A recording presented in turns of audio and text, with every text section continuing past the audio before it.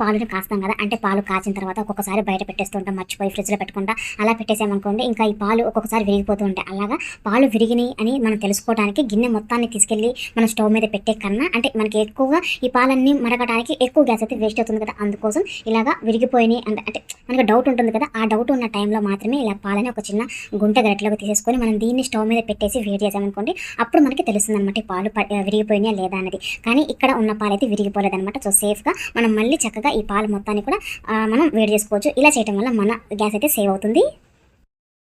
తర్వాత టిప్ వచ్చేసి, మనకి ఇలాంటి పేపర్ బ్యాగ్స్ ఉంటాయి కదా, వీటిని మనం తక్కువగా యూజ్ చేస్తూ ఉంటాం. అలా ఎందుకు యూజ్ చేస్తామంటే, దీంట్లో ఏదైనా పెట్టేసి మనం తీసుకెళ్ళాము అనుకోండి, చూడండి దీన్ని ఇలా పెట్టేసామనుకోండి, అంటే లోపల ఏది ఉన్నది అనేది మనకి క్లియర్గా కనిపిస్తుంది అనమాట. అలా కనిపించకుండా ఉండటానికి యూజ్ అయ్యే టిప్ అనమాట. చాలా సింపుల్, ఏం లేదు. ఆ బ్యాగ్కి వచ్చిన హ్యాండిల్స్ ఉంటాయి కదా, రెండు వైపులా కూడా 2 హ్యాండిల్స్ ఉంటాయి. అందులో నుంచి ఒక దాన్ని తీసుకొచ్చేసి ఆపోజిట్ డైరెక్షన్, అంటే రెండింటికి ఉంటాయి కాబట్టి లెఫ్ట్లో ఉన్నది రైట్లోకి, రైట్లో ఉన్నది లెఫ్ట్లోకి, ఇలా హోల్స్ నుంచి పంపించేసుకోవాలి. ఇలా పూర్తిగా 2 వైపులా కూడా పంపించిన తర్వాత ఇప్పుడు ఈ ఎడ్జ్లు ఉన్నాయి కదా, దాన్ని పట్టేసుకుని మనం ఇలా లాగేసామనుకోండి, చూడండి ఇలా క్లోజ్ అయిపోతుంది. అంటే ఇలా మనం డైరెక్ట్గా తీసుకెళ్ళే కన్నా ఇలా ఒక దాంట్లో నుంచి ఒక దాన్ని పంపించి మనం తీసుకెళ్ళామనుకోండి, లోపల ఉన్నది మనం ఏం పెట్టినా సరే కనిపించకుండా ఉంటుంది. ఇలా చక్కగా రీయూజ్ చేసుకోవచ్చు. చూసారు కదా, ఐడియా నచ్చింది కదా, తప్పకుండా ట్రై చేయండి, బాగా యూజ్ అవుతుంది.